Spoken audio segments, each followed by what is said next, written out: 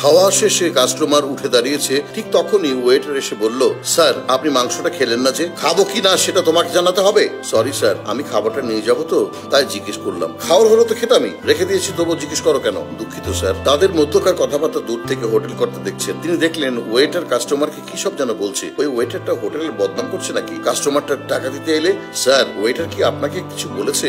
লক্ষ্য করলাম আপনি খুব রাগারাগি করছেন। মাংস খাবো কিনা জিজ্ঞেস করছে। আরে ভাই, খাবো না জন্যই তো রেখে দিয়েছি, এখানে জিজ্ঞেস করার কি আছে? কথাটা বলে টাকা দিয়ে কাস্টমারটা চলে গেল। হোটেল কর্তা মনে মনে ভাবলো, কাস্টমার মাংস খাবে কিনা সেটা ওয়েটারের জিজ্ঞেস করার তো কথা না, এর পিছনে রহস্য কি? এর মধ্যে হোটেলের আরেকজন ওয়েটার রানা এসে বলল, স্যার মাংস শেষ।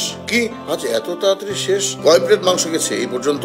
140 প্লেট। আমি তো 150 প্লেটের মাংস এনেছি, বাকিগুলো গেল কোথায়? তোমরা বেশি বেশি মাংস দিয়েছো নাকি? স্যার কি যে বলেন, আমি নিজে মাংস গনে গনে 3 পিস করে দিয়েছি, ভুল হবার কোনো সম্ভাবনাই নেই। তাহলে মাংসগুলো গেল কোথায়? স্যার আমার মনে হয় জামাল এই মাংসগুলো চুরি করে, ওর ব্যাগে একটা টিফিন বক্সে প্রতিদিন মাংস রাখতে আমি দেখি। স্যার আমার মনে হয় এই মাংস অন্য হোটেলে সাপ্লাই দেয়। তবে কি জামাল এই মাংসগুলো চুরি করে? এই জন্যই কাস্টমাররা মাংস রেখে গেলে ও এত খুশি হয়। হোটেলের মাংস চুরি করে ঠিক আছে, তাই বলে কাস্টমারের রেখে যাওয়া এটো মাংসটা নিতে হবে? ছি, এটো খাবার সে অন্য হোটেলে বিক্রি করে? এতটা নিচু মন মানসিকতা জামালের। হোটেলের কর্তা খুব কঠোর ভাবে নজর রাখা শুরু করলো। সত্যি তো মাঝে মধ্যে কিছু কাস্টমার 2-1 পিস মাংস রেখে যায়। রেখে যাওয়া মাংসগুলো জামাল একটা পলিথিনে ভরে পকেটে রাখে। হোটেল কর্তা ঠিক করলো এবার তাকে হাতে নাতে ধরবে। ডিউটি শেষে জামাল যখন ব্যাগ নিয়ে রওনা হলো, তখন হোটেল কর্তা পেছনে পেছনে যেতে লাগলো। মাংস দিয়ে জামাল ও তার মা ভাত খাবার প্রস্তুতি নিচ্ছে। যেই না জামাল মাংস মাখিয়ে ভাত মুখে দিতে যাবে, তখনই হোটেল মালিক এসে জামালের হাত চেপে ধরে বলে, থামো, এই মাংস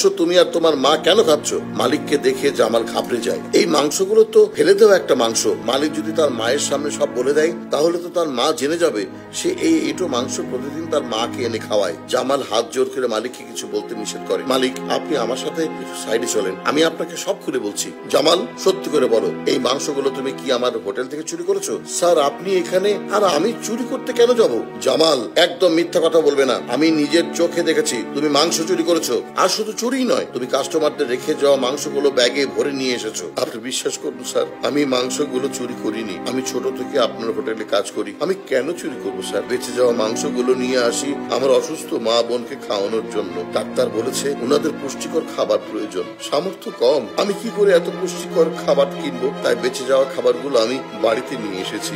মা এগুলো গরম করে বোনকে খাওয়ায়। হোটেল মালিক বুঝতে পারে জামাল আসলে মাংস চুরি করে না, সে অসুস্থ বোনের জন্যই মাংসগুলো আলাদা করে নিয়ে আসে। অথচ রানা এই জামালের বিরুদ্ধে মিথ্যা নালিশ করেছে। তাহলে রানা এই মাংস চুরির সাথে জড়িত। নিজেকে বাঁচাতেই জামালের উপর দোষ চাপিয়েছে। হোটেল মালিক তার ভুলটা বুঝতে পারলো। এখন থেকে তোমার পরিবারের খাবারের দায়িত্ব আমার। হোটেল থেকে ওনাদের জন্য খাবার নিয়ে আসবে। আর ওই রানাকে আমি দেখে নিচ্ছি, ওর জন্যই তোমাদের মতো ভালো ছেলেরা সমাজে অপবাদ আর লাঞ্ছনার শিকার হয়। প্রিয় দর্শক, এই দুর্মূল্যের বাজারে অর্থনৈতিকভাবে সচ্ছল মানুষরা আজ যদি অসহায় অবলাদের পাশে এসে দাঁড়ায়, তাহলে আমাদের এই সমাজের চেহারাটাই বদলে যেত। আমরা আমাদের দৈনন্দিন জীবনে অনেক খাবার অপচয় করি, অন্যদিকে আমাদের সমাজেরই কিছু সুবিধা বঞ্চিত মানুষ সেই খাবারের দিকে তাকিয়ে থাকে। তাই আসুন আমরা সেই খাবার অপচয় রোধ করে অবহেলিত মানুষের পাশে এসে দাঁড়াই। মহান আল্লাহ তাআলা আমাদের সেই সঠিক বুঝ দান করুন। আমিন।